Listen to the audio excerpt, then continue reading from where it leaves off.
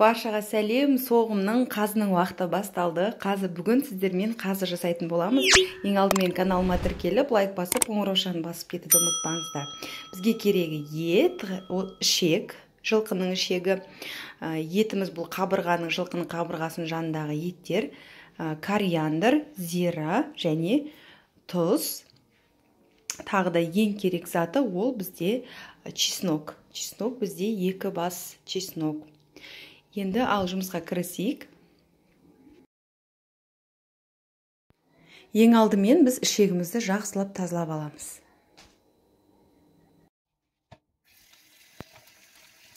Ішегімізді жақсылап жууымыз қажет.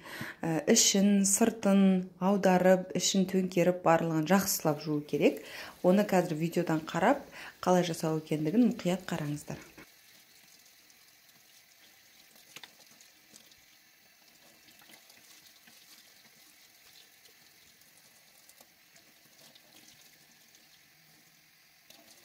Ішегімізді ең бірінші ішін шайқап сумен шайып аламыз. Одан кейін ішкі жағын сыртқа аудару үшін осындай менде сушидің таяғы, суши жегенге арналған үйде бар екен. Сонымен осылайынан аударып аламыз.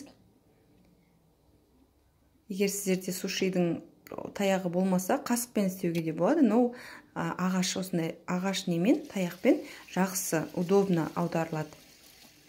Сосын ішкі жағын жақсылап тоже шайып, қайта шайып жуып аламыз. Сөйтемізде қайтадан оны ішкі жағын ішке қаратып, сыртын аударып аламыз. Мінекей. Видеодағыдай етіп жасаңыздар.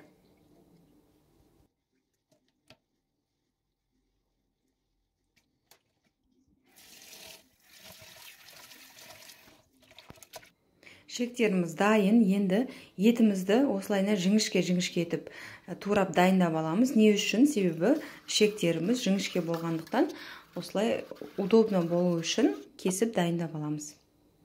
Пышақтарыңыз өткір болу керек. Мені көрдіңіздер, кесенің астын төңкеріп, бір пышақты өткірлеп алдым. Енді керемет кесіп жатыр. Етіміз дайын. Енді кезекте бізге зира менен чеснокты блендерге салып, жақсылап, майдалап өткізіп аламыз. Сөйтемізде оның ішіне блендеріміздегі чеснок пен зираны майдалап алғаннан кейін арнайы ыдысқа салып, үстіне кориандр мен тұзды саламыз. Айта кетейін, мен тұзды бір күн, жаңағы тұз неге менде аз, бір күн алдым мен еттерімді бір тұздап алғанмын, кішірек азғантай тұзбен тұздап.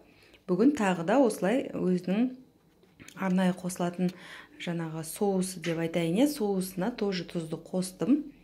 Тұзды өздеріңіз қалауларыңыз бойынша қатты тұзды қылам десеңіздер, көбірек қоссаңыздар болады. Еттеріңіздің мөлшеріне қарай қоса бересіздер. Осылайынан етімізді маринадтап қоямыз. 1 сағат или жарты сағатқа маринадтасаңыздар болады.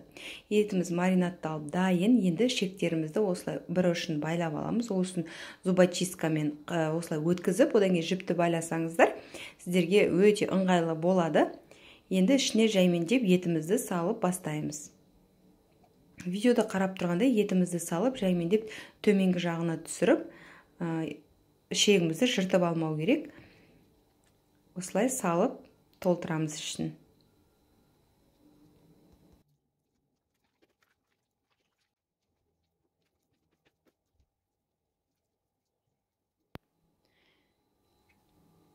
Және біткеннен кейін тағы да зубочисткамен осылай ұшын байлап аламыз да жіппенен мықтылап байлап қоямыз. Мінекей бір қазымыз уже дайын бізде.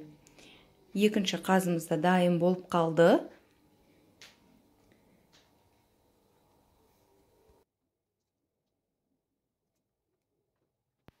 Қалған еттерді банкіге салып, холодильникте сақтасаңыздар болады. Яғни оны тамаққа күнделікті қолданып жіберсеңіздер болады. Біздің қазыларымыз мінекей дайын болды. 2 қазы болып шықты. Бұл менде бір шілік еттен шыққан ішегі. Қазы дайын. Жасап көріңіздер. Өте керемет қазы болып шығады. Менімен бірге соңына дейін бірге болғандарыңызға рахмет.